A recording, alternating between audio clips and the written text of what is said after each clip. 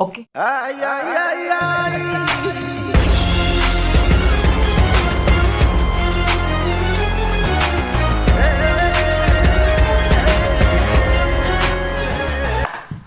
Oke, welcome back with me, Ilham Kotsar. Di sini saya akan membahas tentang Pancasila sebagai sistem etika.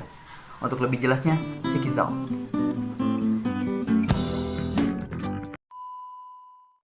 2,000 years later. Baiklah, saya akan membahas tentang yang pertama, dinamika dan tantangan Pancasila sebagai sistem etika.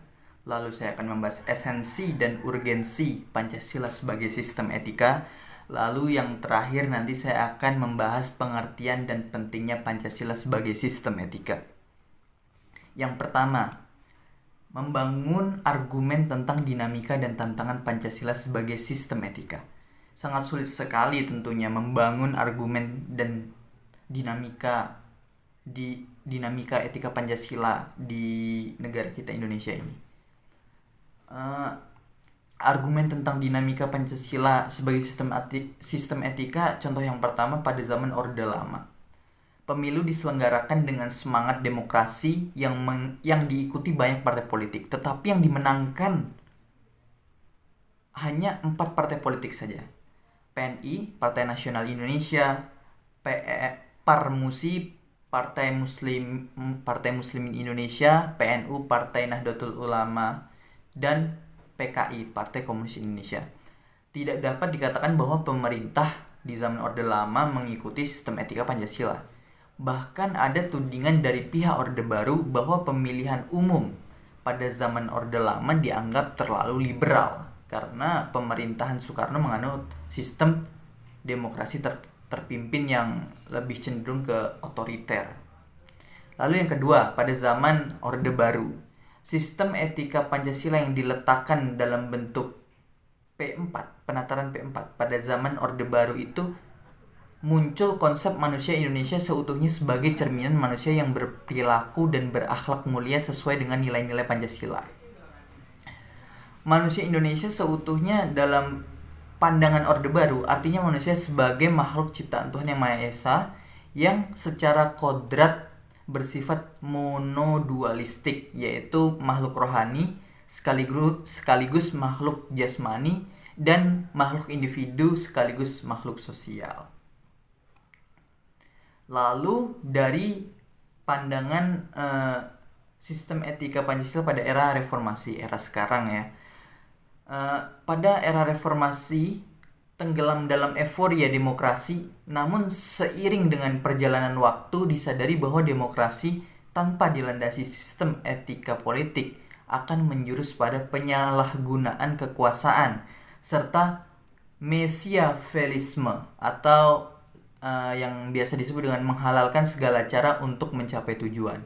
Itulah yang kita hadapi sekarang.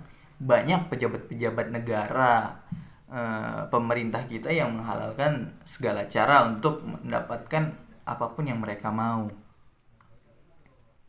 Lalu argumen tentang tantangan Pancasila sebagai sistem etika. Beberapa bentuk tantangan yang beberapa gambaran ini saya akan menjelaskan tentang beberapa gambaran tantangan terhadap sistem etika Pancasila yang ada di Indonesia. Yang pertama, tantangan terhadap sistem etika Pancasila pada zaman Orde Lama berupa sikap otoriter dalam pemerintahan sebagaimana yang tercermin dalam penyelenggaraan negara yang menerapkan sistem demokrasi terpimpin. Hal tersebut tidak sesuai dengan sistem etika Pancasila yang lebih menonjolkan semangat musyawarah untuk mufakat. Jadi Indonesia ini kan Nusantara terkenal dengan musyawarahnya. Jadi kalau pada zaman Orde Lama itu demokrasi terpimpin, jadi kayak kurang cocok aja untuk negara Indonesia tersebut. Yang kedua, tantangan terhadap sistem etika Pancasila pada zaman Orde Baru terkait dengan masalah NKK atau KKN, kolusi, korupsi, nepotisme yang merugikan penyelenggaraan negara. Hal tersebut tidak sesuai dengan keadilan sosial karena kolusi, korupsi, nepotisme hanya menguntungkan segelintir orang atau kelompok tertentu. Ya sudah banyak lah di Indonesia ya kasusnya. Yang ketiga, tantangan terhadap sistem etika Pancasila pada era reformasi berupa euforia kebebasan berpolitik sehingga mengabaikan norma-norma moral. Misalnya, munculnya anarkisme yang memaksakan kehendak dengan mengatasnamakan kebebasan demokrasi. Ya itu, kita sebagai mahasiswa tuh kalau kita mau demo, ya demo, kita utarakan pendapat, tapi jangan sampai kita berbuat anarki, merusak fasilitas umum, merusak fasilitas negara, itu kan nggak bagus. Yang kedua yaitu mendeskripsikan esensi dan urgensi Pancasila sebagai sistem etika. Esensi Pancasila sebagai sistem etika. Yang pertama, hakikat sila ketuhanan terletak pada keyakinan bangsa Indonesia bahwa Tuhan sebagai penjamin prinsip-prinsip moral. Artinya, setiap perilaku warga negara harus didasarkan atas nilai-nilai moral yang bersumber pada norma agama. Yang kedua, hakikat sila kemanusiaan terletak pada actus humanus, yaitu tindakan manusia yang mengandung implikasi dan konsekuensi moral yang dibedakan dengan actus homini, yaitu tindakan manusia yang biasa. Tindakan kemanusiaan yang mengandung implikasi moral diungkapkan dengan cara dan sikap yang adil dan beradab sehingga menjamin tata pergaulan antar manusia dan antar makhluk yang bersendikan nilai-nilai kemanusiaan yang tertinggi, yaitu kebajikan dan kearifan. Yang ketiga, hakikat sila persatuan terletak pada keadilan untuk hidup bersama sebagai warga bangsa yang mementingkan masalah bangsa di atas kepentingan individu atau kelompok.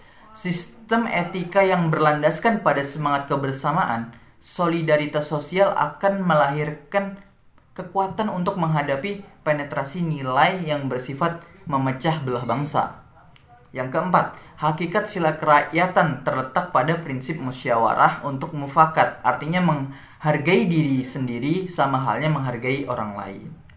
Yang kelima, hakikat sila keadilan sosial bagi seluruh rakyat Indonesia merupakan perwujudan dari sistem etika yang tidak menekankan pada kewajiban semata atau yang kita sebut deontologis, atau menentukan pada tujuan belaka teleologis, tetapi lebih menonjolkan keutamaan virtue etis yang terkandung dalam nilai keadilan itu sendiri.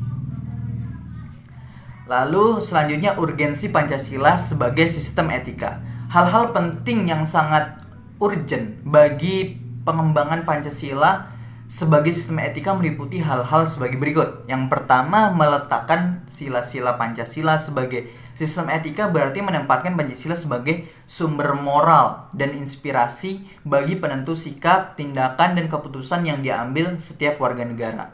Yang kedua, Pancasila sebagai sistem etika memberi guidance bagi setiap warga negara sehingga memiliki orientasi yang jelas dalam tata pergaulan baik lokal, nasional, regional, maupun internasional. Yang ketiga, Pancasila sebagai sistem etika dapat menjadi dasar analisis bagi berbagai kebijakan yang dibuat oleh penyelenggara negara sehingga tidak keluar dari semangat negara kebangsaan yang Pancasilais. Keempat, Pancasila sebagai sistem etika dapat menjadi filter untuk menyaring pluralitas nilai yang berkembang dalam kehidupan masyarakat sebagai dampak globalisasi yang mempengaruhi pemikiran warga negaranya. Ya, itu. Lalu yang ketiga atau yang terakhir yaitu pengertian dan pentingnya Pancasila sebagai sistem etika. Pancasila sebagai sistem etika adalah cabang filsafat yang dijabarkan dari sila-sila Pancasila untuk mengatur perilaku kehidupan bermasyarakat, berbangsa, dan bernegara yang baik di Indonesia. Oleh karena itu, di dalam etika Pancasila terkandung nilai-nilai ketuhanan, kemanusiaan, persatuan, kerakyatan, dan keadilan.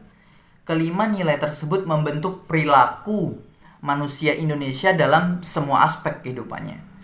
Pentingnya Pancasila sebagai sistem etika bagi bangsa Indonesia sendiri adalah menjadi rambu normatif, menjadi rambu bagi rakyat Indonesia, bagi masyarakat Indonesia untuk mengatur perilaku berkehidupan dalam bermasyarakat, berbangsa, dan bernegara di Indonesia. Dengan demikian, pelanggaran-pelanggaran kehidupan bernegara seperti korupsi, penyalahgunaan kekuasaan dapat diminimalkan dengan sistem Pancasila sebagai etika ini sendiri. Semoga kita sebagai rakyat Indonesia, masyarakat Indonesia menjadi rakyat yang baik, masyarakat yang baik, baik dalam berbangsa, bernegara, bermasyarakat, dalam kehidupan sosial, dalam kehidupan sehari-hari. Itulah penjelasan dari saya, Ilham Gotsar Hidayat, dengan nomor BP 2010 5210 17 dari program studi manajemen Fakultas Ekonomi Universitas Andalas 2020. Terima kasih.